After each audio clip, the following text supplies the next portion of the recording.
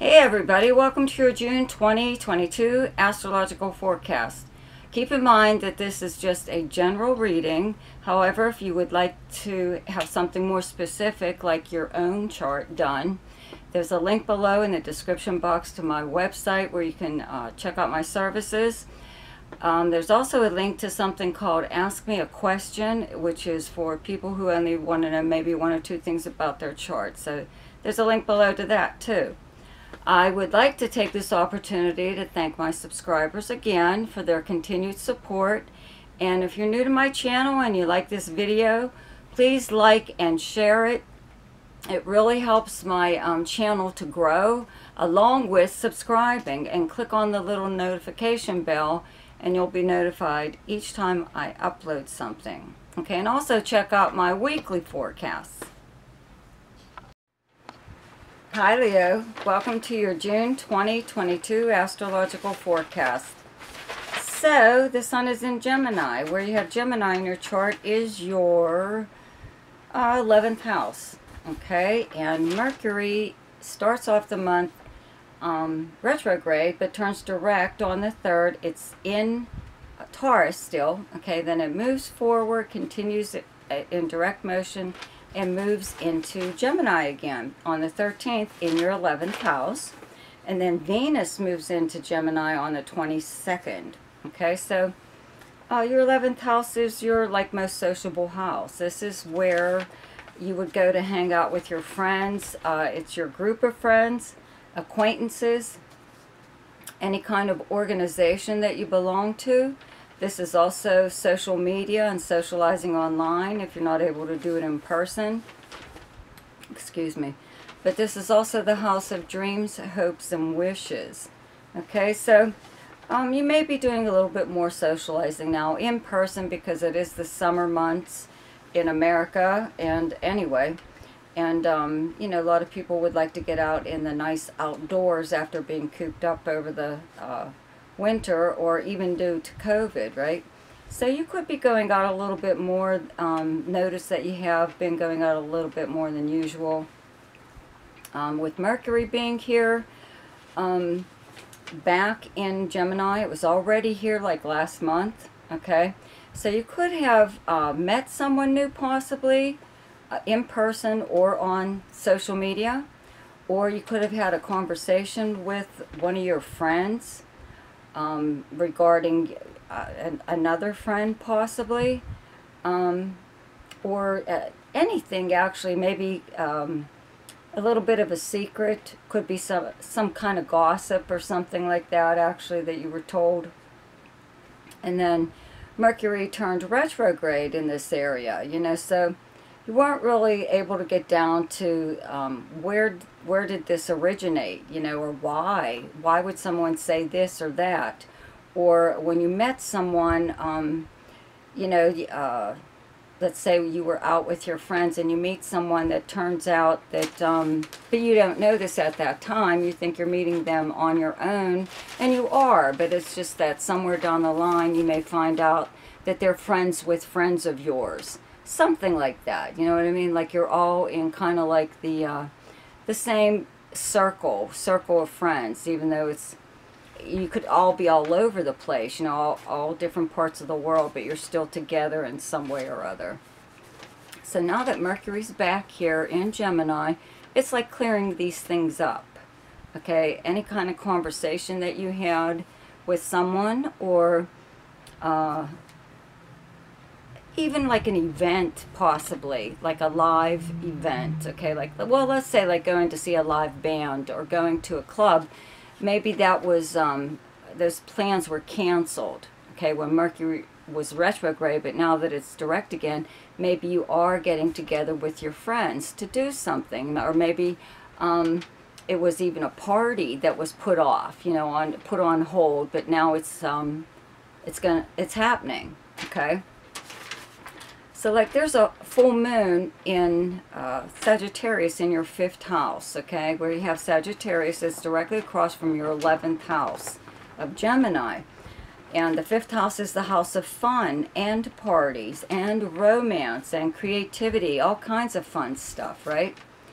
So that's why I'm saying, you know, now I would have to say around this full moon that you would find out everything that you needed to know about someone possibly that you're involved with, even romantically. Okay, full moons bring something, a problem that has maybe turned into an issue, to the surface where it can be dealt with. Okay, so you can do away with it. No more like holding it in as to what you want to know or what's going on, trying to figure out what's going on. So I would have to say, you know, this could even be with like a friend. What's going on with a friend? They're not even acting the way they usually do. Or did I say something? Did I do something? Is it me? You know, and more than likely isn't. It's just there's something up with them, but you just don't know what it is. Okay? But having the sun in your 11th house does make you like a social butterfly. Okay? And so you're meeting more people right now, or you're doing more things, but at least there's new people coming into your life, okay?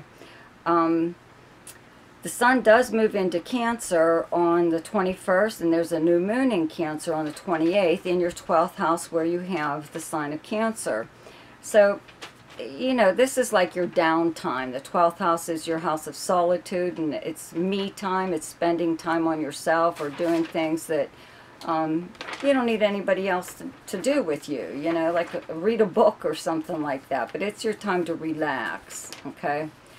But it is, you know, the house of secrets and confidences. And there could be something, you know, going on with your group of friends or anyone that you're inquiring about. Okay, when Mercury moves here, it'll get a little bit deeper when Mercury moves into Cancer, okay? But for now, you're just curious as to what is possibly going on with someone in your group of friends, okay? This new moon, a new moon, no matter where it is, okay, brings a new beginning in that area. So, again, the 12th house is your house of secrets, confidences, taking actions behind the scenes. In secret possibly, but you could be working on something, you know, that you're not really blasting out to the world. It's not a secret possibly, but you just don't feel the need to let everybody know what you're up to.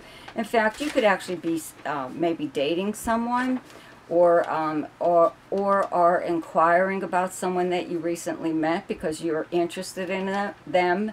It doesn't always have to be romantic, you know, it could be just that you find them to be a very interesting person. So you're kind of like asking a lot of questions, okay?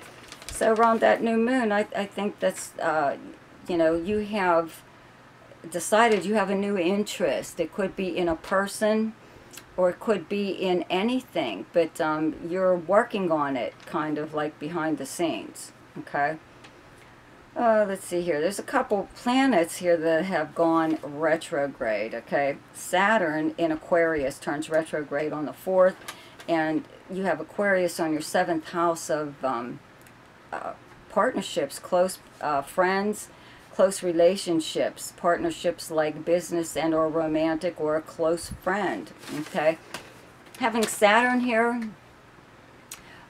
does put a little bit of a damper. You know, when Jupiter was here, it did open up the door for you to meet a lot more people or form some kind of new friendships with people, or partnerships. This is also the house of like arrangements or agreements, okay?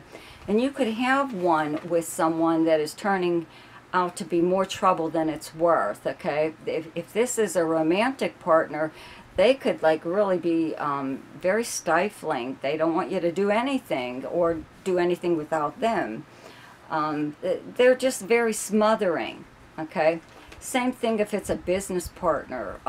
They want control of the whole business. You know, you're just like a figurehead or something, but they're not listening to you. It's like you don't have any say in the business or the way it's run or anything, you know, and maybe even being kept in the dark a little bit about something in regards to, let's say, business, okay?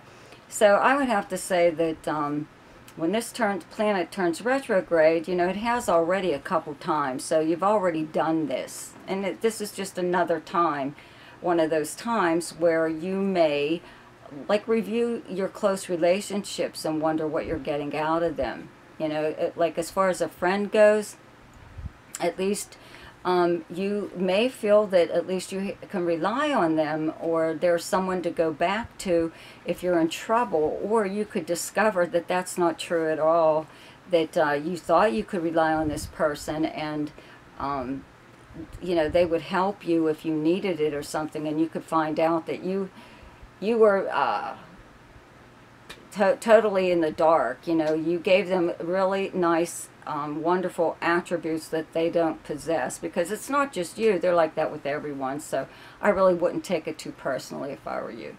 Same thing with you know, if this is a romantic partner, they could be going on in a drone type voice, you know, about what the future holds for the two of you, and it's just like, you know, you just want to cry. Scream, whatever, you know, you're realizing, how can I see myself with this person, you know, and the thing is, they are probably pretty stable and whatever, they're you know, smart, and they have like all these attributes that anyone would look for in a you know, a spouse even. But there's no romance there. Leo rules romance. If they're not romantic, forget it. You know what I mean? You just cannot do without, why bother? Why bother? You know, whatever. You know what I'm talking about. You have to have romance in a relationship. My moon's in Leo, so I know what I'm talking about. Okay. So then, Neptune in Pisces turns retrograde on the 28th, and you have Pisces on your 8th house. And you know, if you've listened to my videos, I'm always talking about how you better check to make sure no one's stolen your identity or is using your credit cards, or did somebody take money out of your bank account or something or other. Okay, so that still holds, but now that this planet is retrograde, you could maybe hear about something like that, or an attempt to use, like, let's say, like your credit card, or sending you phishing emails or something like that, or just trying to get information out of you about your personal accounts or something. You know, it's a little bit of deception possibly going on here in regards to money.